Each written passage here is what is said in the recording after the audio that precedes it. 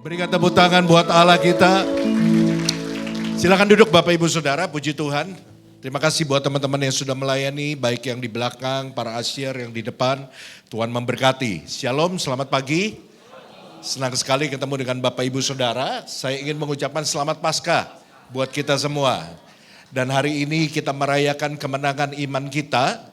Dan bukan hanya hari ini saja, tapi hari ini merupakan hari yang kita bersama-sama dengan seluruh dunia ditetapkan sebagai hari Paskah memperingati kebangkitan Yesus. Tapi saya mau katakan bahwa Paskah harus terjadi setiap hari dalam hidup kita. Setiap hari kita berkata, saya orang yang sudah menang, saya orang yang sudah merdeka. Karena Yesus bangkit dan saya memiliki hidup yang kekal. Berikan tepuk tangan dulu buat Allah kita, saudara. Saudara-saudara, di ibadah yang pertama ini saya ingin menyampaikan firman Tuhan bertemakan Paskah, yaitu esensi kebangkitan Kristus. Mari kita melihat di dalam 1 Korintus pasal yang ke-15 ayat 17 ayat sampai 21. Firman Tuhan berkata begini, dan jika Kristus tidak dibangkitkan, maka sia-sialah kepercayaan kamu dan kamu masih hidup dalam dosamu. Demikianlah binasa juga orang-orang yang mati dalam Kristus. Jikalau kita hanya dalam hidup ini saja menaruh pengharapan pada Kristus, maka kita adalah orang-orang yang apa saudara?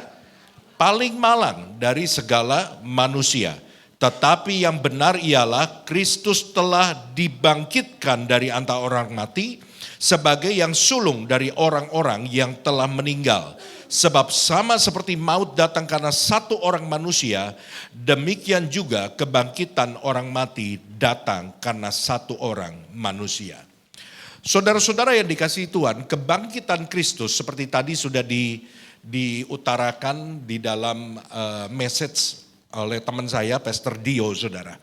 Bahwa kebangkitan Kristus itu merupakan fakta sejarah yang tidak dapat dipungkiri.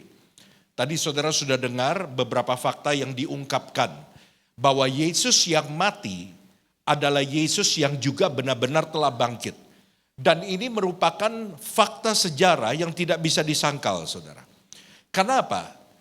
Karena ada banyak saksi mata yang melihat bahwa Yesus yang disalibkan dan mati dan dimasukkan ke dalam kubur. Dan kemudian dia hidup lagi. Banyak saksi mata yang melihat bahwa mereka bertemu dengan Yesus. Selain ke-12 murid Yesus, ada juga kurang lebih tadi diungkapkan juga lebih dari 500 orang yang menyaksikan bahwa Yesus bangkit dari kematian. Sehingga saya mau katakan pagi hari ini bahwa kubur kosong itu adalah bukti bahwa Yesus benar-benar bangkit. Yang percaya berikan tepuk tangan dulu buat Allah kita. Nah saudara-saudara, ada banyak pihak yang ingin menyangkal bahwa Yesus yang mati itu tidak benar-benar bangkit. Ada banyak rumors, ada banyak kebohongan yang disampaikan pada waktu mereka mendengar berita bahwa Yesus itu hidup.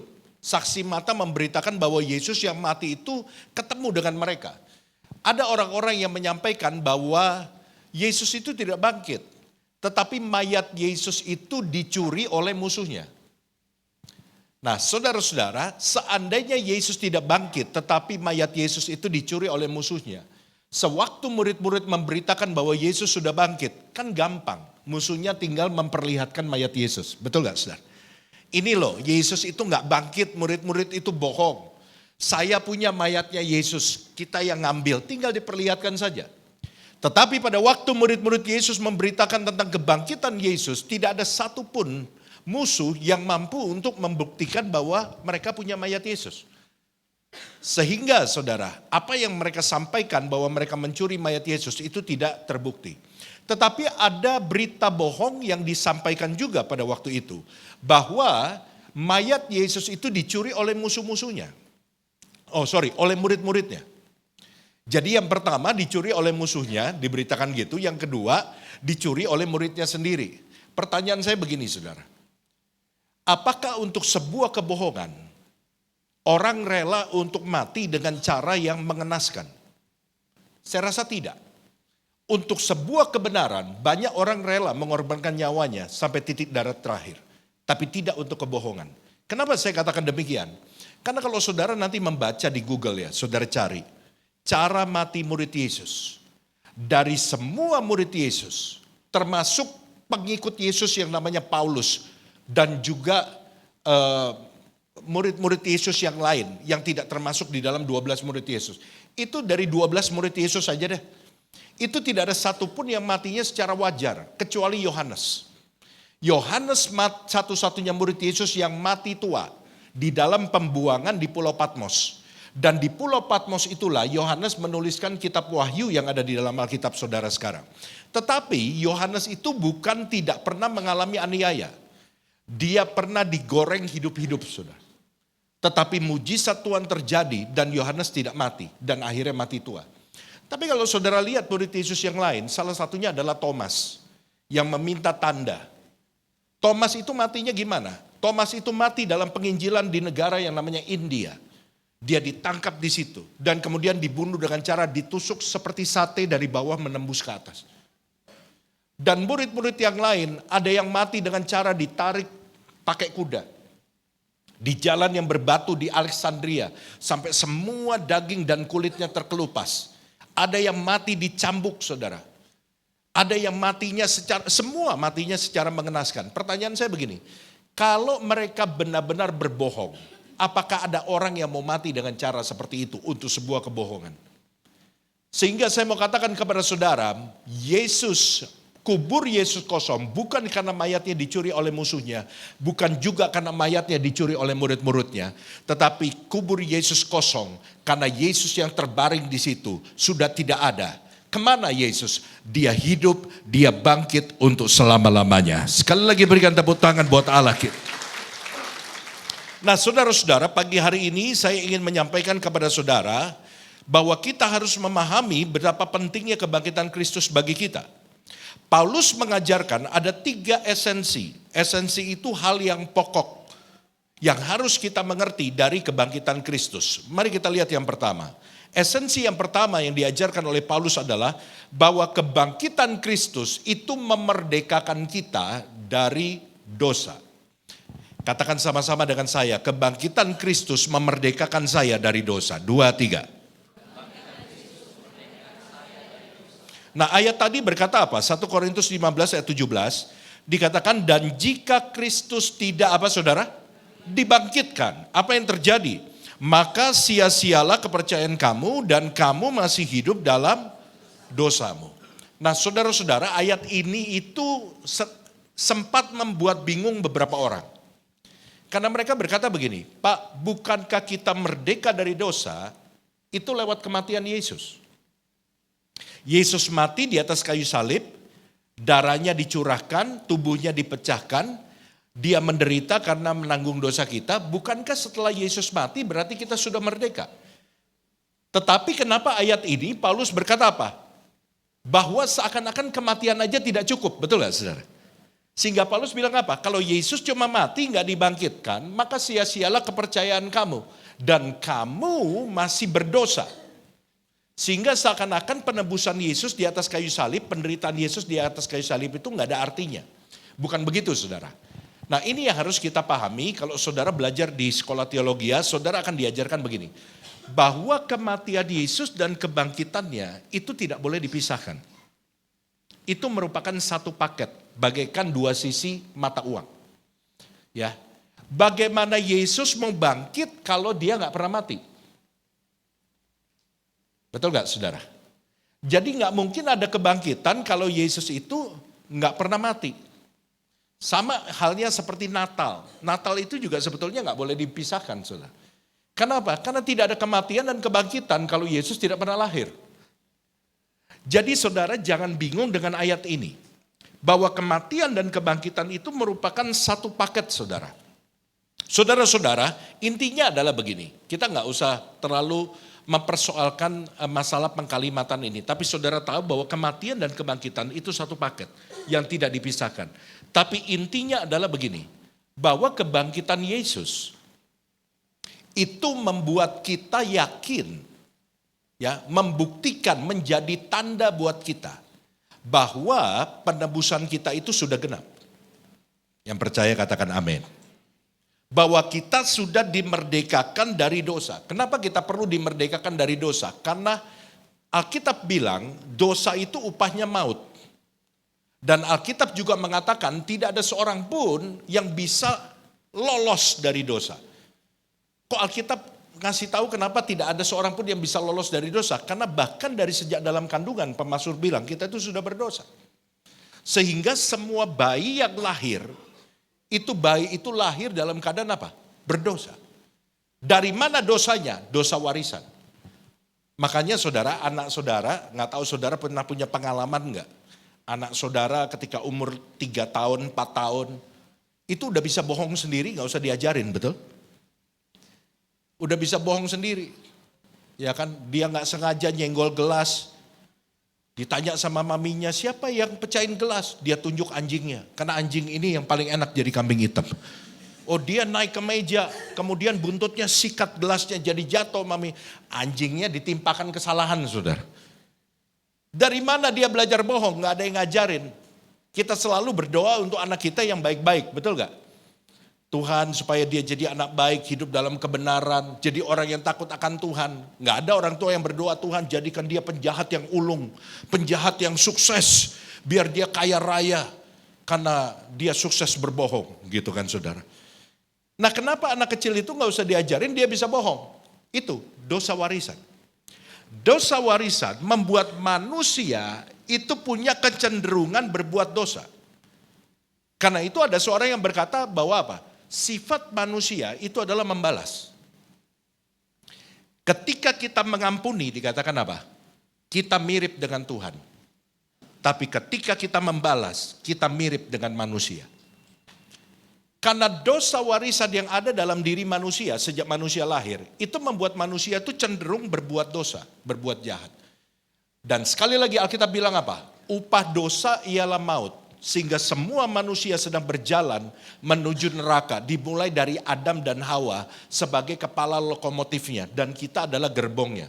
Kalau kepala lokomotifnya masuk jurang, gerbongnya semua ketarik gak saudara? Ketarik.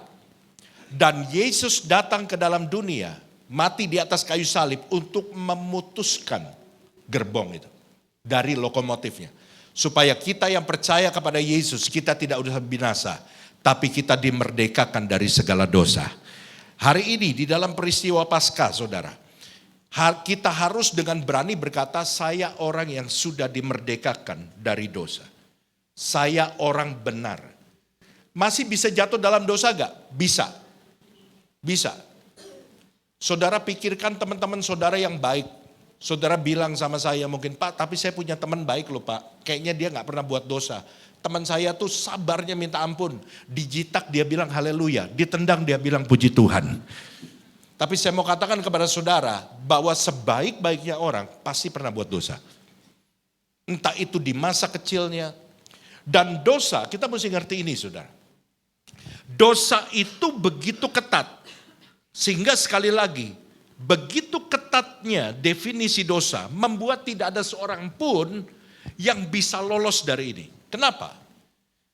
Kalau saya tanya kepada saudara, dosa itu apa sih? Oh, dosa itu perbuatan jahat Pak, membunuh, mencuri, berbohong. Oh, dosa itu pikiran yang jahat Pak. Kalau kita mikirin yang jelek-jelek, ya kan, itu dosa.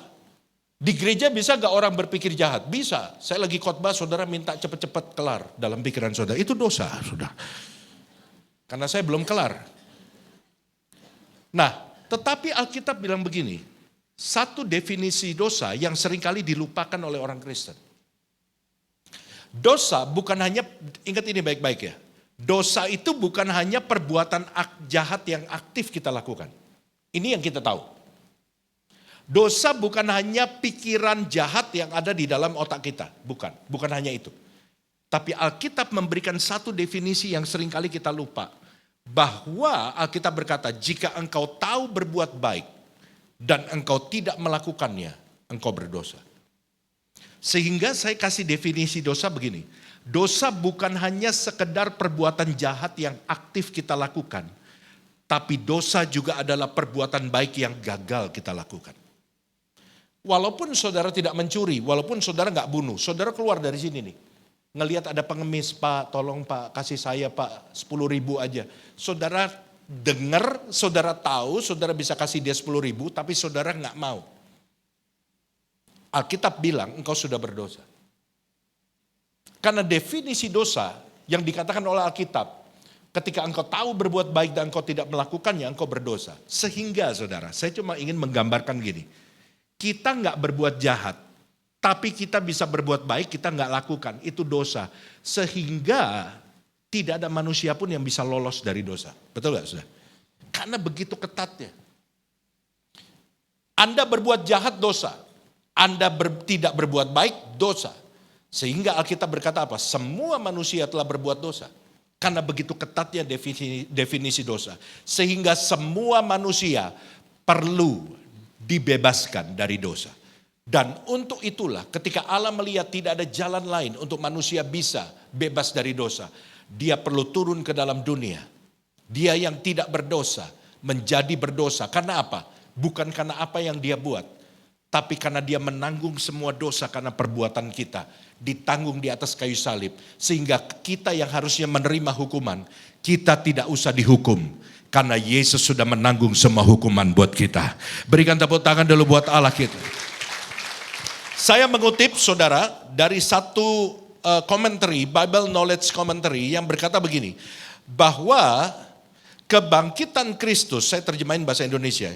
Kebangkitan Kristus adalah pengesahan Allah. Nah ini saudara mesti ingat baik-baik.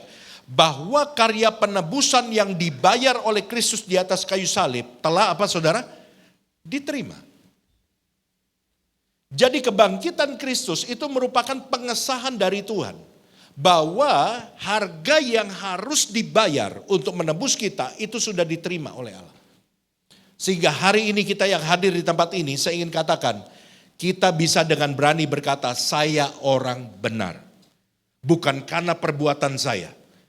Tapi saya jadi benar karena pengorbanan Kristus itu merubah status saya dari orang bersalah menjadi orang benar. Nah kita lihat ayat-ayatnya. Roma 4 ayat 25. Yaitu Yesus yang telah diserahkan karena pelanggaran kita dan dibangkitkan karena pembenaran kita. Di dalam bahasa Inggrisnya itu lebih tepat. Bukan dibilang karena pembenaran kita. Tetapi dikatakan apa? Untuk membenarkan kita. For our justification. Yesus telah bangkit untuk membenarkan kita. Jadi kebangkitan Yesus itu mengesahkan bahwa kita sudah dirubah statusnya dari orang bersalah menjadi orang benar. Sehingga Paulus berkata di dalam Roma 8 ayat 1. Kita baca sama-sama, ini ayat yang penting. 1, 2, 3. Demikianlah sekarang tidak ada penghukuman bagi mereka yang ada di dalam Kristus Yesus. Saudara yang percaya kepada Yesus, saudara boleh yakin bahwa tidak ada penghukuman bagi kita. Wah. Gak yakin, baru saya ngomong yakin, mau meyakinkan, saudara sendiri gak yakin. Saya katakan sekali lagi, saudara yang percaya kepada Yesus, saya mau katakan hari ini dengan yakin, bahwa tidak ada penghukuman lagi bagi kita. Karena Yesus mati di atas kayu salib, Yesus bangkit, dan kebangkitannya itu menjadi pengesahan bahwa kita sudah dirubah statusnya menjadi orang benar. Dan orang benar, kata Paulus, itu tidak akan menerima penghukuman. Sehingga hari ini kita harus berani berkata, kalau saya mati hari ini, saya perginya kemana? Belum ke sorga, ke Firdaus dulu. Saudara. Ya, ke Firdaus dulu. Firdaus itu tempat penantian seperti sorga, tapi sorga jauh lebih indah dari Firdaus. Tapi orang-orang yang mati sekarang sebelum Yesus datang, itu ada tempat perhentian. Kalau kita di jalan tol namanya rest area. Tapi di sana nggak ada Ibu Haji Ciganea, saudara.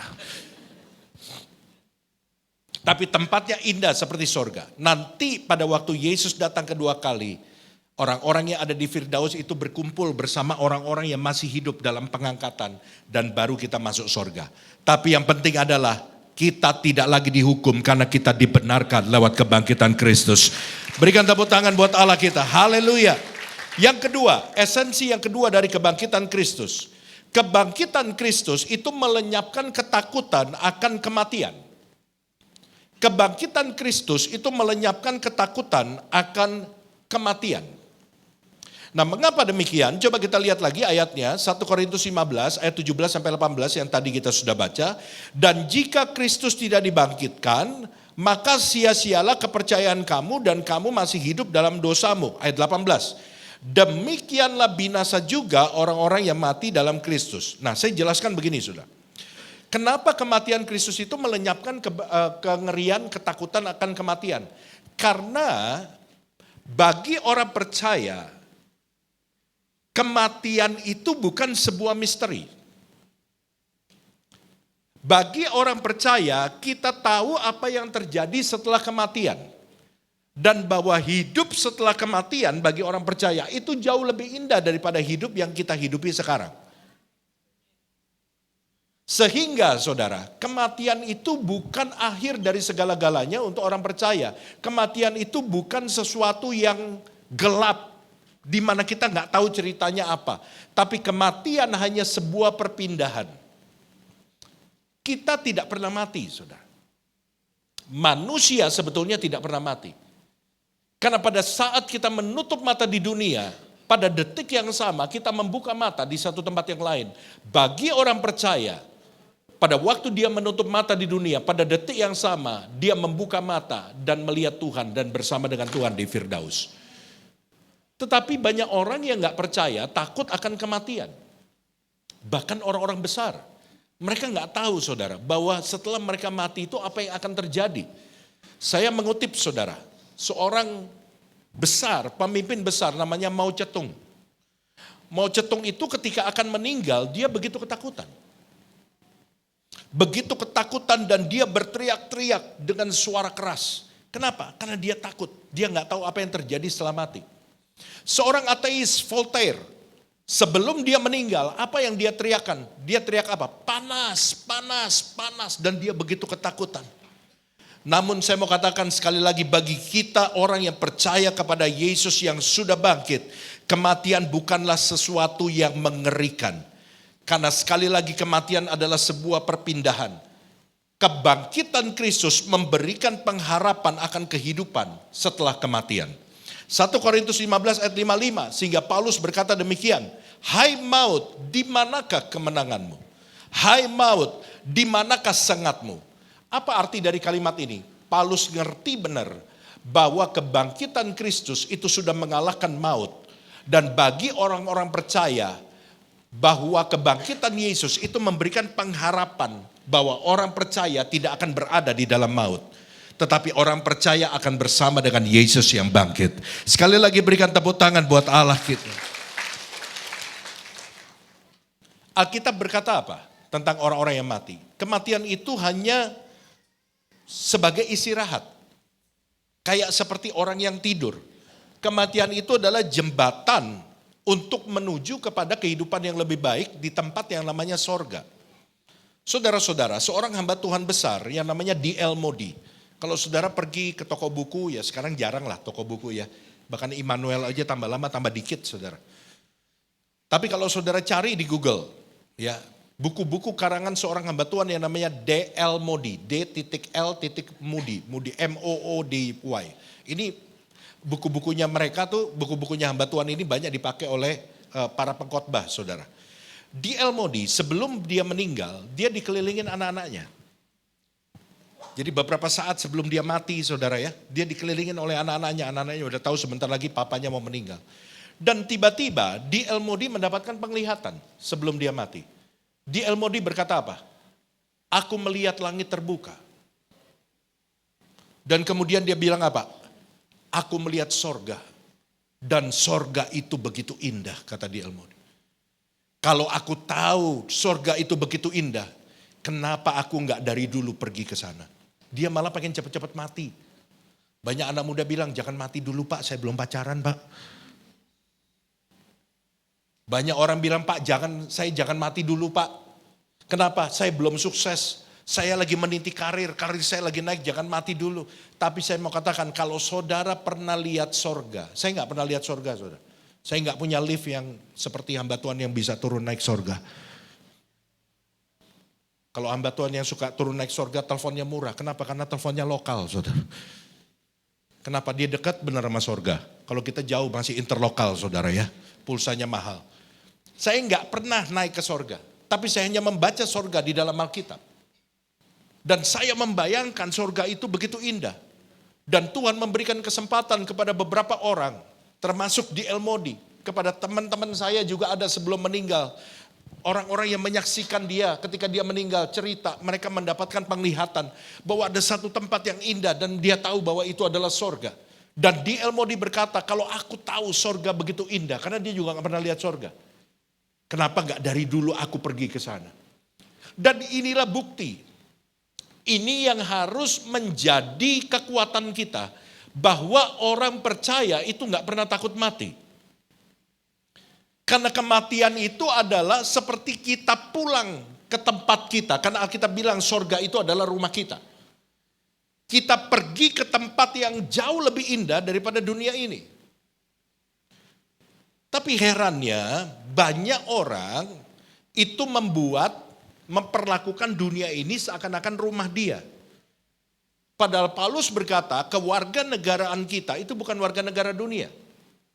Kewargaan kita adalah warga negara sorga. Dan dunia, kata Paulus, kita hidup di dunia itu bagaikan orang berkemah. Saudara pernah dengar orang berkemah 1 tahun, 2 tahun? Nggak pernah. Berkemah paling 3 hari, betul gak saudara? Saudara pernah dengar orang berkemah dia bawa kulkas, bawa sofa? Nggak pernah. Orang berkemah tuh seadanya, yang penting dia bisa survive, betul gak saudara? Dan Paulus bilang di dunia ini kita berkemah. Tapi banyak orang Kristen berkemah seakan-akan pindah rumah. Saya nggak larang saudara bekerja. Saya nggak larang saudara memenuhi kebutuhan saudara. Saya nggak larang saudara menikmati hidup saudara sementara di dunia. Karena Tuhan juga ingin saudara menikmati hidup saudara. Tuhan memberkati saudara. Tetapi ingat bahwa di dunia ini kita cuma sementara.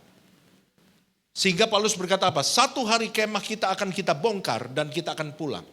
Jangan mati-matian memenuhi kebutuhanmu di dunia, sementara rumahmu di sorga itu gak ada isinya. Jangan sampai nanti kalau saudara pulang ke sorga, ya mudah-mudahan pulang ke sorga. Begitu saudara masuk ke rumah saudara, saudara buka pintu, rumahmu gak ada isinya. Gak ada kulkas, gak ada sofa, gak ada apa. Yang ada cuma karpet di depan pintu tulisannya welcome. Itu doang yang saudara punya. Bisa ngerti gak maksud saya? Yang mesti saudara perjuangkan bukan hidup yang sementara. Karena kita akan hidup selama-lamanya. Ini yang mesti kita perjuangkan. Jangan menukar yang selama-lamanya di mana kita hidup dan gak pernah mati lagi saudara. Dengan sesuatu yang sementara yang adanya di dunia. Saudara mesti paham ini. Sehingga pada waktu saudara bekerja, saudara mesti ingat. Saya bekerja untuk mempersiapkan yang selama-lamanya. Sehingga saudara gak hanya asal bekerja. Kalau saudara tahu bahwa saudara harus mengisi rumah saudara di sorga, saudara gak akan hanya memperhatikan hidup di dunia ini yang sekarang aja. 1 Korintus 15 ayat 19. Jikalau kita hanya dalam hidup ini saja menaruh pengharapan pada Kristus, maka kita adalah orang-orang yang paling malang dari segala dunia, manusia. 1 hari saudara, jangan sampai kita baru sadar pada waktu kita ada di ranjang rumah sakit. Di samping kita banyak mesin. Bunyi, tut, tut, udah koma, tinggal nunggu titik. Jangan sampai kita baru bilang, Tuhan aku mau melayani Tuhan. Malaikat bilang, gue bingung mau disuruh apa nih orang. Jangan sampai kita bilang, Tuhan aku berikan sisa-sisa hidupku. Tuhan jangan dikasih sisa. Tapi Tuhan kasih yang terbaik dari hidupmu. Anak-anak muda di tempat ini, engkau masih muda, kuat melayani Tuhan. Berikan hidupmu pada Tuhan. Engkau tidak akan pernah menyesal. 1 hari engkau pulang ke rumah, perabotanmu semua sudah terisi. Rumahmu sudah lengkap.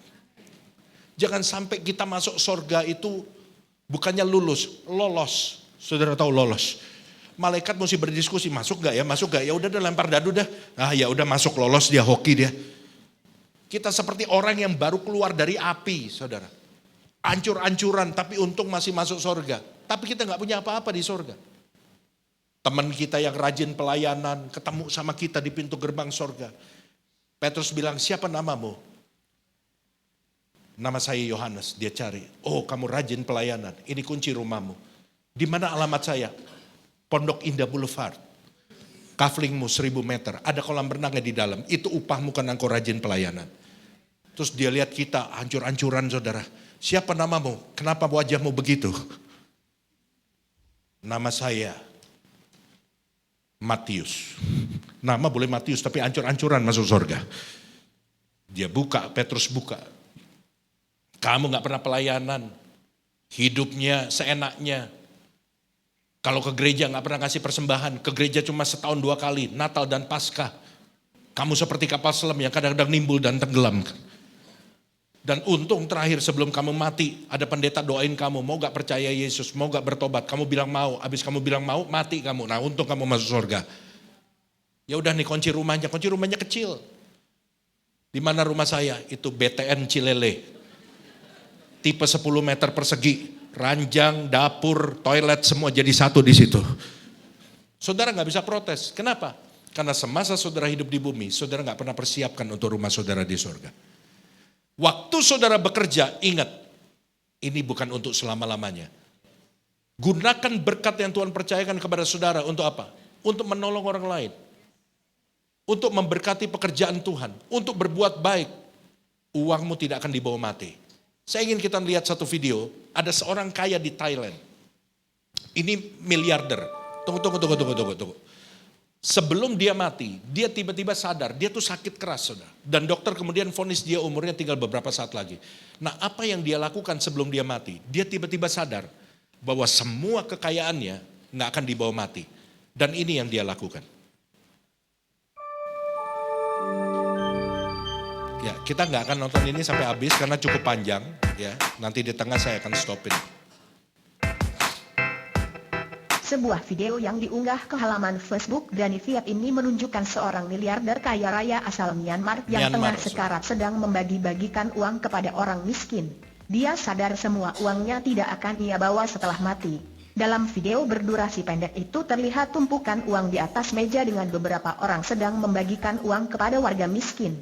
Sementara itu, sang miliarder dermawan terlihat duduk di kursi dengan mengenakan baju putih menyaksikan kekayaannya dibagikan kepada orang yang membutuhkan. Saudara.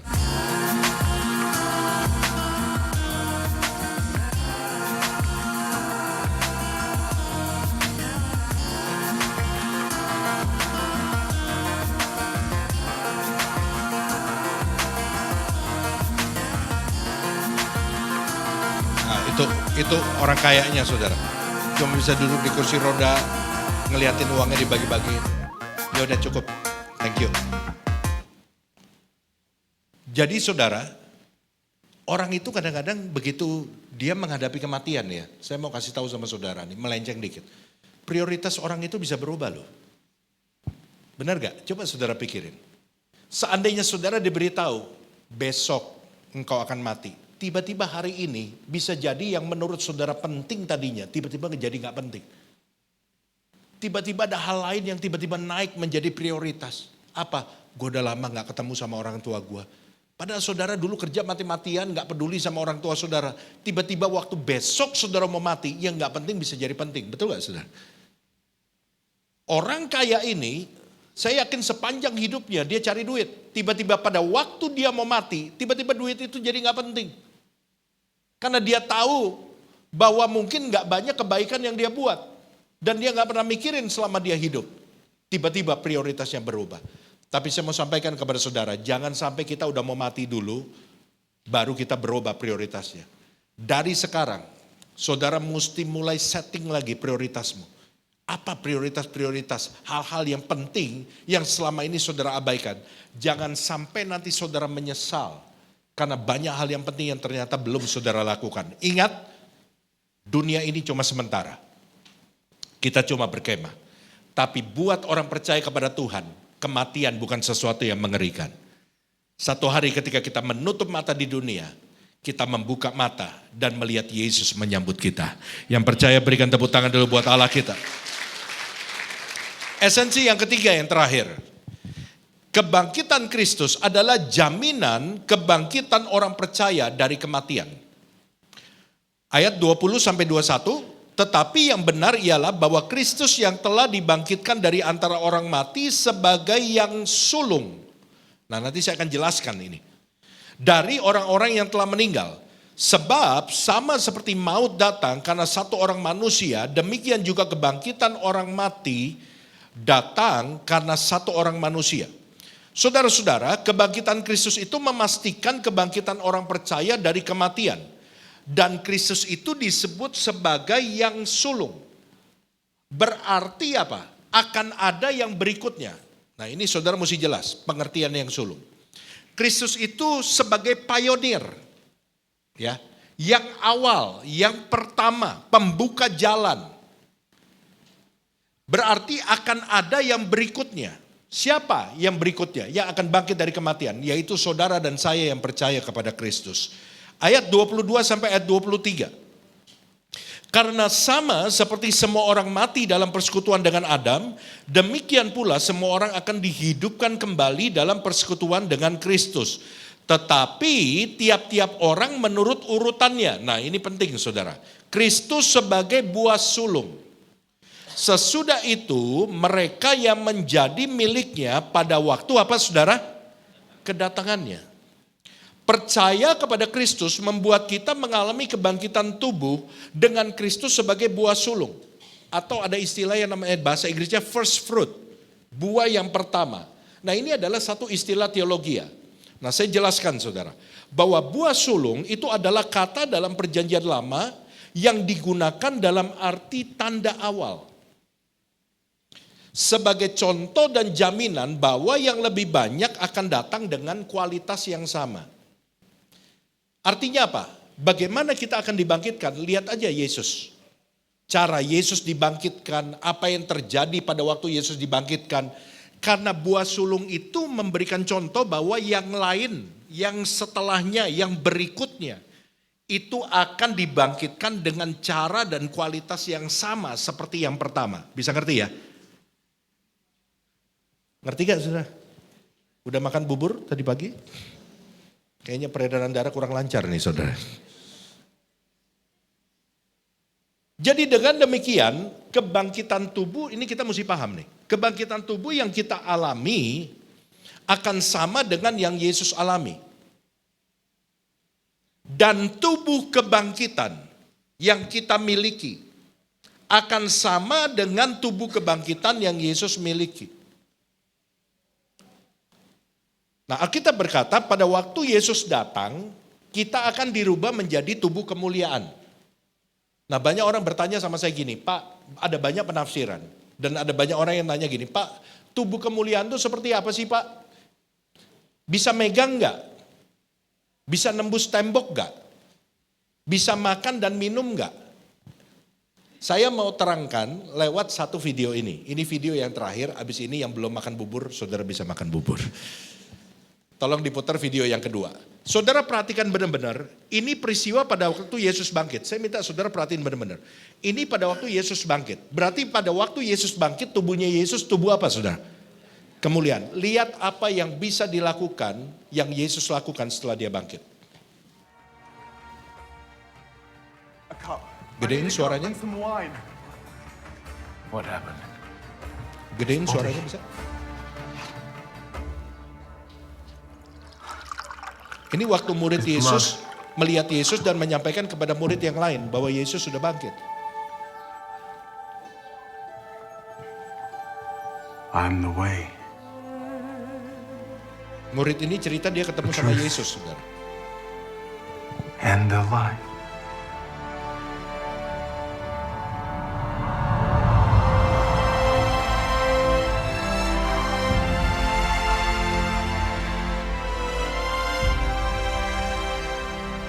No.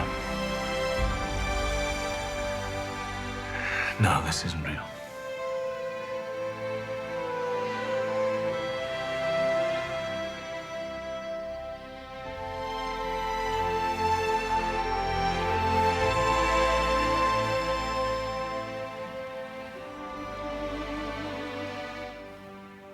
Thomas,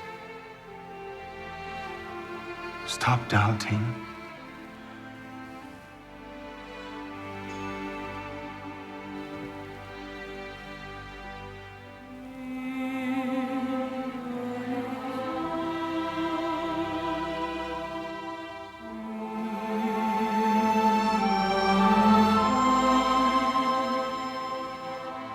and believe. It is you. Because you see me, you believe. Blessed are those who have not seen me, and yet have believed. Ya, kita kasih tepuk tangan dulu buat Allah kita. Saudara-saudara, tadi saya ingatkan sebelum saudara nonton video, bahwa waktu Yesus bangkit tubuhnya jadi tubuh apa? Kemuliaan. Nah saudara lihat, saudara boleh bilang gini, Pak ini film kan rekaan, penafsiran, betul. Tapi Alkitab bilang apa? Waktu Yesus bangkit, Yesus makan gak? Halo? Nah, yang baca Alkitab cuma dikit saudara. Yesus makan, dia minta ikan goreng. Artinya dari fakta-fakta Alkitab, ini memang masih bentuknya penafsiran, tapi ada yang tertulis dalam Alkitab. Bahwa saya berpikir bahwa tubuh kemuliaan itu bisa makan. Dan juga Alkitab bilang apa? Sorga itu bentuknya kerajaan, betul gak? Kerajaan sorga. Sebuah kerajaan itu ada pemerintahannya gak? Siapa rajanya?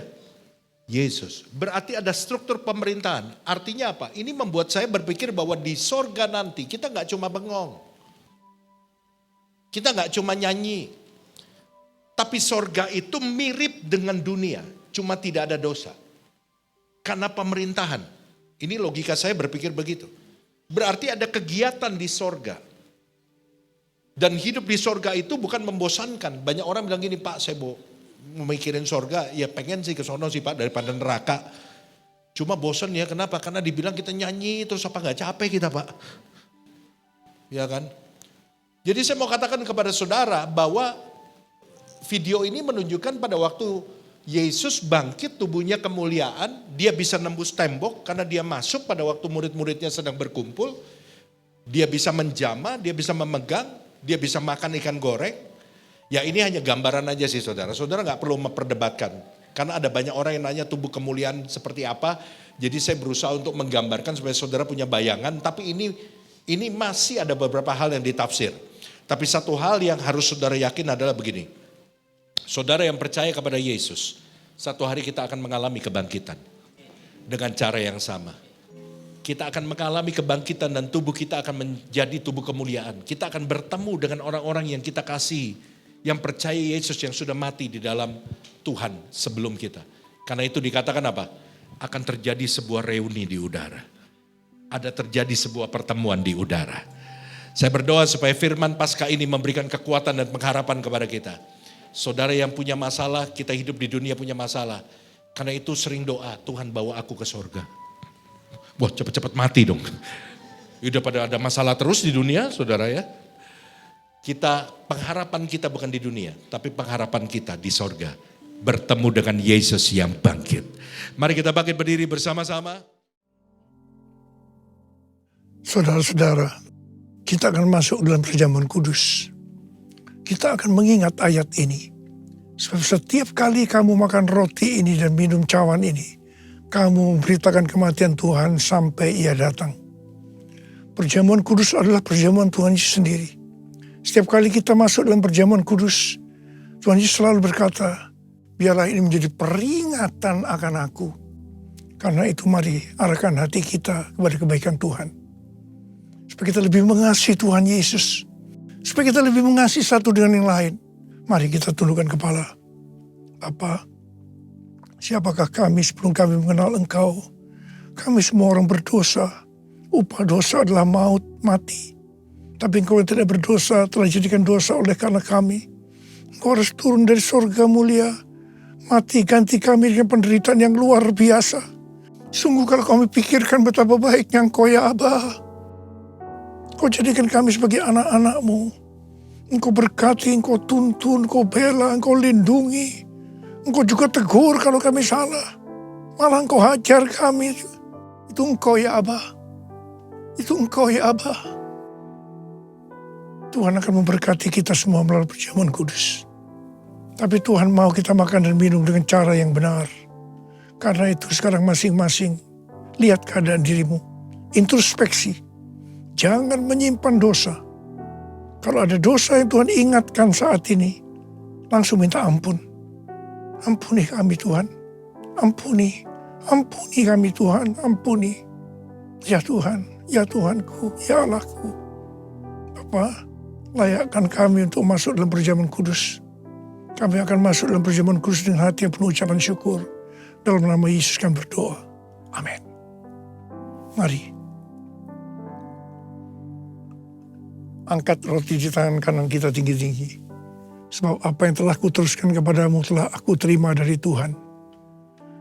Yaitu bahwa Tuhan Yesus pada malam waktu ia diserahkan mengambil roti. Dan sesudah itu ia mengucap syukur atasnya. Dia memecah-mecahkannya dan berkata, inilah tubuhku yang diserahkan bagi kamu. Perbuatlah ini menjadi peringatan akan aku. Saudara dikasih Tuhan, bukankah roti yang kita pecah-pecahkan ini adalah persekutuan kita dengan tubuh Kristus? Mari kita makan dalam nama Yesus.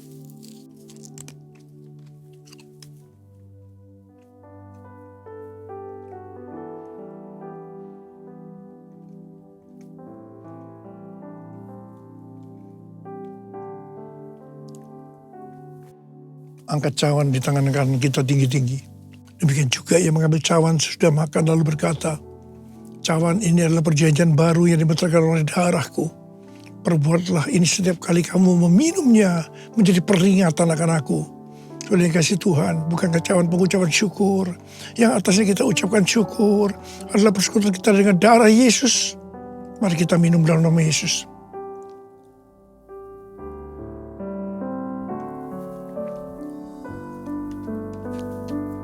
Angkat tangan kita di hadapan Tuhan. Ucapkan syukur dan terima kasih dengan suara, jangan diam. Tuhan, terima kasih Tuhan. Terima kasih Tuhan. Terima kasih ya Tuhan. Terima kasih. Terima kasih ya Tuhan. Terima kasih. Bapa, saat ini kau sedang menyembuhkan yang sakit. Kau sedang membebaskan yang terikat. Kau menghibur yang susah. Engkau menguatkan yang lemah. Engkau memberikan pengharapan yang baru bagi yang datang dengan putus pengharapan. Terima kesembuhan. Terima. Oh Tuhan, terima kasih. Terima kasih. Urapan-Mu turun ke atas kami semua. Urapi kami, Abba. Urapi kami, Abba. Urapi kami. Terima kasih, Yesusku. Terima kasih, Yesusku. Puji syukur hanya bagi Tuhanku. Terima kasih, Yesusku. Terima kasih, Yesusku. Puji syukur hanya bagi Tuhanku. Puji syukur hanya bagi Tuhanku. Puji syukur hanya bagi Tuhanku.